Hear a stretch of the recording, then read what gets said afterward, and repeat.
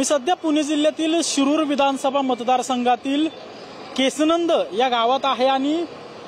ही ग्रामपंचायत केसनंदची आपण इमारत पाहतोय। आज या ठिकाणी आमदार रोहित पवार आले होते आणि या ग्रामपंचायत केसनंदच्या हद्दीमध्ये घर क्रमांक 1 आहे आणि या घर क्रमांक 1 मध्ये 188 मतदार जे आहेत ते रजिस्टर असल्याचं रोहित पवारांनी आरोप केला होता आणि ते जे मतदार आहेत ते विविध जाती धर्माचे आहेत, मात्र एका घरात राहत आहेत असं मतदार यादीत दाखवलं असल्याचं रोहित पवारांकडून दावा करण्यात आला होता आणि आज रोहित पवारांनी या ठिकाणी येत नेमकी ही सगळी तपासणी केलेली आहे आणि आपण देखील या ठिकाणी विचारणा केली असता घर क्रमांक 1 हा पत्ताच नाही आणि जे मतदार आहेत त्या मतदानामध्ये जे 188 मतदार रजिस्टर आहेत त्यापैकी काही लोक या गावात अस्तित्वात नसलेले गावकरी सांगतायत, मात्र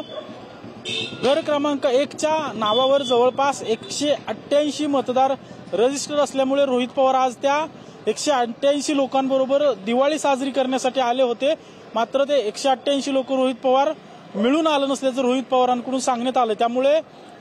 राज्यभर आणि देशभर जो बोगस मतदानाचा किंवा बोगस मतदार याद्यांचा जो प्रश्न निर्माण झालाय त्यातून रोहित पवार आणखी अशा गोष्टी उघड करण्याचा प्रयत्न करतायत आणि पुणे जिल्ह्यातील केसनंदमध्ये आज रोहित पवारांनी हा प्रकार समोर आणलेला आहे। खरं तर तसं ट्विट देखील त्यांनी केलं आणि आपण देखील या ठिकाणचे जे स्थानिक नागरिक आहेत त्यांच्याशी संवाद साधलाय तर ते सांगतायत की 188 जे मतदार आहेत त्यापैकी काही लोक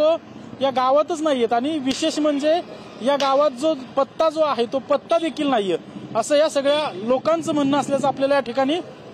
पाहायला मिळतंय। कॅमेरा पर्सन सुशांत राऊतसह अजिंक्य धायगुडे, TV9 मराठी, केसनंद।